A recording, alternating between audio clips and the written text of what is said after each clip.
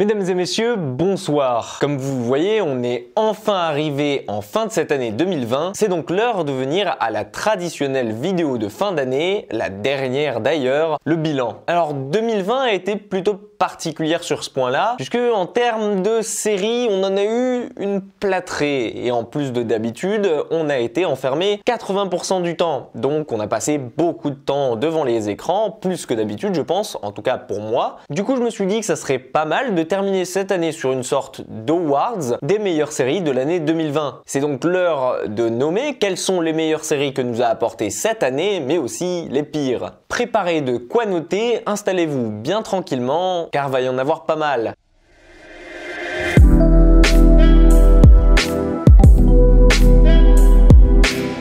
2020, ça a été une année remplie de séries, en tout cas pour ma part, puisque vu qu'on était 80% du temps enfermé à l'intérieur, j'ai passé beaucoup plus de temps à en regarder que les autres années. Il me semblait donc normal de commencer par cette vidéo, et la prochaine sera exclusivement sur les meilleurs films de l'année 2020. On va commencer tout de suite par la catégorie numéro 1 que j'ai nommée la meilleure suite de séries. C'est celle qui pour moi a le plus évolué entre une saison à une autre, qui s'est le plus renouvelé et qui n'a pas stagné. Et ça, c'est une catégorie qui est remportée cette année par How to Sell Drugs Online 2. J'ai choisi cette série puisque How to Sell Drugs Online saison 2 arrive à faire mieux que son aîné qui déjà avait un peu débarqué de nulle part. Il s'agissait d'une série allemande à laquelle je m'attendais pas du tout et à laquelle j'avais vite accroché. Souvenez-vous, on suivait ces deux lycéens qui créaient un site internet pour vendre de la drogue et qui faisaient richesse grâce à ça. Et la saison 1 avait déjà mis la barre tellement haute que je me suis dit que la saison 2 allait peut-être un peu stagner dans le même registre. Et au final, il en est rien puisque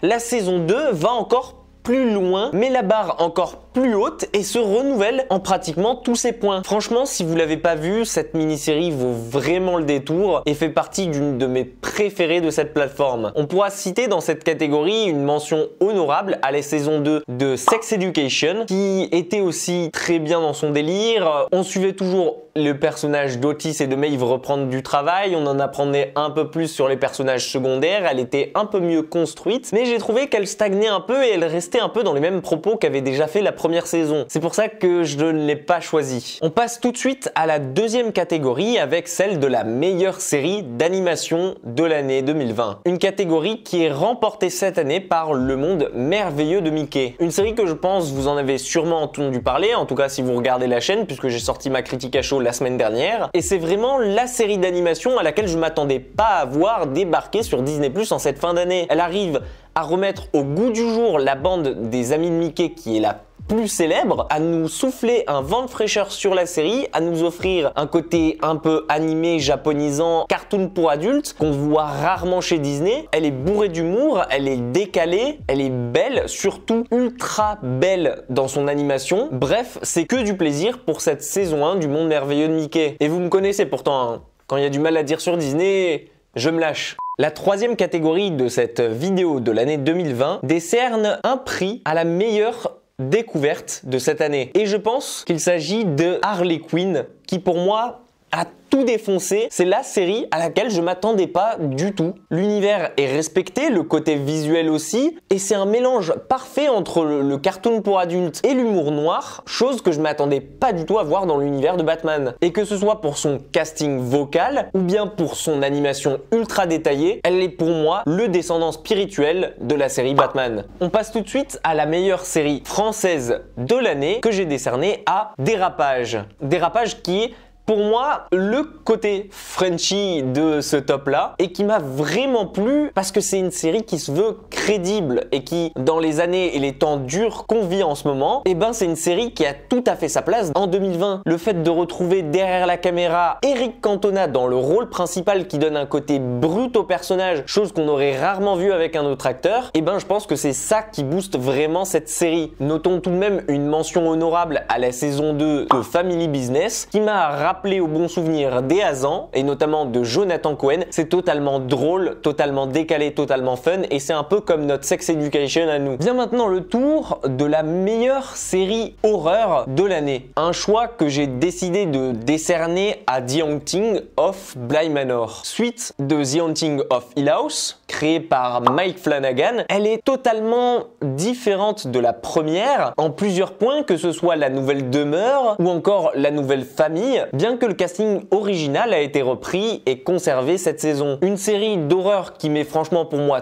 tous les autres en dessous et qui a une ambiance si particulière et si brumeuse qu'on y reconnaît tant dans les créations de Mike Flanagan. Pour moi, il n'y a pas photo de ce côté-là, c'est vraiment elle la meilleure série d'horreur de l'année. On part tout de suite sur la série la plus décevante de l'année 2020, titre que j'ai décerné à Into the Night. Si vous n'avez pas vu ma critique, je vous la mets juste ici. C'est la pire daube que j'ai jamais vue. Rien n'est crédible, c'est une série qui se passe soi-disant apocalyptique, plus personne ne peut voir le soleil sinon on meurt, donc il faut voyager toujours de nuit. On n'y comprend rien, c'est confus. La saison 1, il y a un peu tout qui part dans tous les sens. C'est vraiment cliché sur cliché. En plus, il y a plein de faux raccords, plein de trucs qui marchent pas. Bref, il n'y a rien à rattraper. Catégorie suivante est celle un peu inattendue, celle du meilleur documentaire de l'année. Une chose qu'on commence à voir un peu plus sur les plateformes de streaming comme Netflix ou Amazon Prime Video qui décident de faire des documentaires retraçant une époque, une période ou bien tout simplement un sport. Et pour moi, The Last Dance représente exactement cette catégorie. Retraçant l'épopée des Chicago Bulls et de Michael Jordan à la grande époque, pour moi, celle qui a fédéré le plus de monde, en plus pendant le confinement, à regarder cette série sur un sport que, au final, on était peu à regarder au départ. C'est un peu le documentaire qui a réussi à donner envie aux gens de s'y mettre et de le regarder. Ça a un peu plus élargi la famille du basket, mais aussi ça a permis de le rendre plus populaire auprès de tout le monde, alors qu'avant,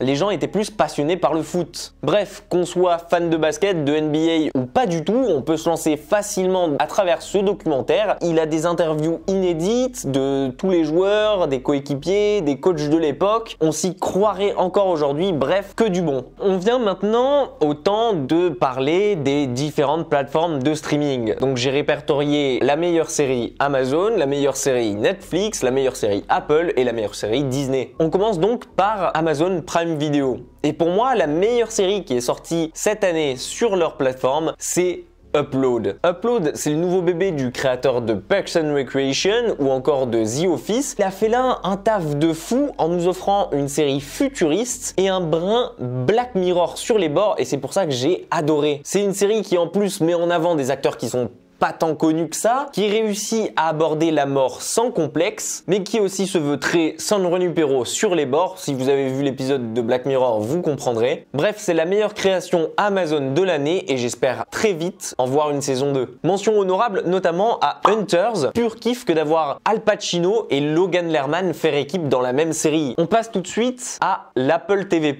Et pour moi, la meilleure série Apple de l'année, c'est Servante. J'ai pas envie de vous dévoiler si vous ne la connaissez pas, c'est une série qui se veut glauque puisque on y suit une famille qui a perdu son gosse et qui décide d'adopter un bébé de remplacement en plastique afin d'arriver à accepter le décès de leur enfant. C'est une série qui se veut vraiment glauque, vraiment tordue et bizarre, avec une atmosphère si particulière que c'est difficile à décrire. Petit bonus, il y a Rupert Grint qui joue dedans. Si ça vous donne pas envie de vous y mettre. Mention spéciale tout de même à Defending Jacobs, qui est disponible aussi sur Apple TV+, avec Chris Evans, et qui était un de mes thrillers préférés de cette année 2020. Pour la meilleure série Netflix de l'année, j'ai bien entendu choisi The Queen's Gambit. Et oui, comment passer à côté? Je crois que même personne n'est passé à côté de cette série tellement elle a frappé un grand coup et elle a amené Anya Taylor-Joy à un rôle au sommet, alors que 2 mois plus tôt sortaient Les Nouveaux Mutants. C'est une série vraiment particulière, que ce soit sur le plan visuel, mais aussi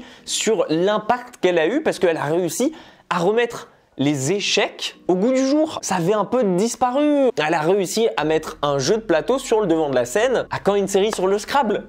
Côté Disney, c'est un peu plus tendu, parce qu'il y a pas eu beaucoup de séries cette année, donc forcément vous savez déjà qui est le grand gagnant de la plateforme. Ma meilleure série Disney, c'est bien entendu la saison 2 de The Mandalorian. Une saison 2 qui était pourtant pas si facile que ça au départ, puisque je vous rappelle quand j'en ai parlé dans ma critique, jusqu'à l'épisode 5, il se passe vraiment que dalle. Et c'est vraiment à partir de l'épisode 5 qu'il y a eu un déclic et que les 4 derniers épisodes sont devenus les meilleurs de la série, à tel point que tout le monde en parle et que c'est devenu comme la meilleure chose qui soit soit arrivé à Star Wars depuis la première trilogie. J'ai pas envie de vous spoil, il y a ma critique pour ça si vous voulez le voir, mais franchement, si vous êtes fan de la saison 1 et que vous n'avez pas encore regardé la saison 2, foncez. Et pour bien entendu clôturer cette vidéo, fallait y arriver. Quelle est ma série préférée de l'année 2020? Ma série qui parmi toutes ces plateformes, qu'elle soit passée à la télé, qu'elle soit passée sur Netflix, sur Amazon, quelle est celle que j'ai préférée? Bref, ne tergiversons pas plus que ça, puisque ma meilleure série de l'année 2020, vous savez déjà laquelle c'est. J'en ai parlé dans ce top. Je pense que ça sera l'une des séries préférées de beaucoup de gens, et c'est The Queen's Gambit. Elle a réussi un tel phénomène, cette série. Elle nous a ramené une Anya Taylor-Joy au sommet. Elle a réussi à mettre les échecs au goût du jour. Elle a réussi à nous faire aimer un personnage, celui de Beth Harmon, nous offrir un background à ce personnage en seulement quelques épisodes, à nous y faire attacher, et même si ce n'est qu'un one-shot qui n'aura pas de suite, pourtant c'est la série pour laquelle je me suis le plus passionné cette année. Voilà, maintenant vous savez tout sur mes séries préférées de l'année 2020. J'ai vraiment sélectionné les meilleures pour moi qui méritaient d'apparaître dans cette vidéo, sinon elle aurait duré 1 heure. J'ai essayé de les regrouper par catégorie et j'espère que ça vous aura plu et ça vous aura donné quelques idées si vous les avez pas déjà toutes vues. Si la vidéo vous a plu, pensez à vous abonner, à la liker, à la partager, à me dire en commentaire bien entendu quel serait votre top idéal à vous des meilleures séries de l'année 2020. Nous on se dit à très vite pour une vidéo spéciale film de l'année 2020 et entre temps, bonne fête à tous et bonne année.